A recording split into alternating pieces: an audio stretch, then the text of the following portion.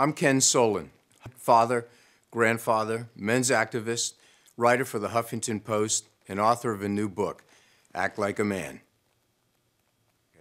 This gritty group memoir tells the real-life stories of 8 men who met over 2 decades to work out their issues. In her book review, one woman wrote, "Act Like a Man is reality television in a book. I've never read so much honesty." If you're a woman, this is a great way to gain insight into the men in your life. But Act Like a Man isn't just their story, it's every man's story of relationships, dating, divorce, marriage, unemployment, fatherhood, and more are every man's issues. But what separates the men in this book is they broke all the traditional men's rules.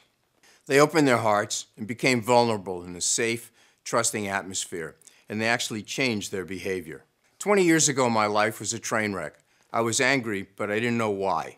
I feared loving women. I'd been in countless failed relationships and had no men friends. I noticed that few men had meaningful connections with other men beyond sports and politics. I wanted more, and I felt that other men did too. A lot of people deny it and try to be stoic. Our relationships with women weren't working because we were using the same model of manhood in our 40s as we did when we were 15. We needed to get together, cut the small talk, and get real. None of us knew what acting like a man really meant, but we agreed to help each other find out. We began by treating each other respectfully, not offering gratuitous advice, and sharing our experiences on an emotional level. This has already created an incredibly safe place where I feel completely comfortable. And there's not many places, to be perfectly honest with you, that I feel completely comfortable. Like I feel at home, like I can be me. This is me, this is it. At the very first meeting, I blew up and raged over a minor issue, just like I'd always done. I felt ashamed but clueless, and then one of the guys asked me about my father, and 3 decades of a violent boyhood and the pain associated with it washed over me like a roaring river. In that instant, I realized why I was such an angry man. I began healing that old wound and eventually stopped raging altogether. So I just remember being absolutely terrified of my father. When I was 4, my mom divorced my real father, who was in Utah State Penitentiary for life, and married even a worse guy. He molested all of our family members, raped me when I was a kid from the time I was 4 until I was about 13 years old. I was scared to death to come home from school. Another guy had a different realization. He'd been married for decades, been cheating on his wife and his girlfriends. He didn't have any respect or trust for women. His profound comment at our first meeting was that a woman's best use was for pleasure and that he never had an intelligent conversation with a woman. The other guy sat stunned, but we all knew there was something behind his attitude that he hadn't told us yet. After several months of prodding, he broke down and cried, something we'd never seen from this tough guy before. He told his story about the excruciating pain of being abandoned decades before on a train platform by the woman he was going to marry.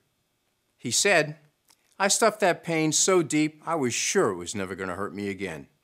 He'd never told that story before because, as he put it, he'd never trusted anyone enough. In finally feeling safe enough to tell his story, he discovered why he didn't respect women and why he didn't trust them. With this knowledge, he started changing his behavior in his marriage, and he began building intimacy with his wife. I don't think I've ever told anyone this story. I'm putting my parents to bed at night, you know, because they can't get up because they're passed out, or, you know, they're screaming at each other, and I'm protecting my brother, and I'm cooking meals, and I'm doing laundry, and I'm like 8, 9, 10 years old.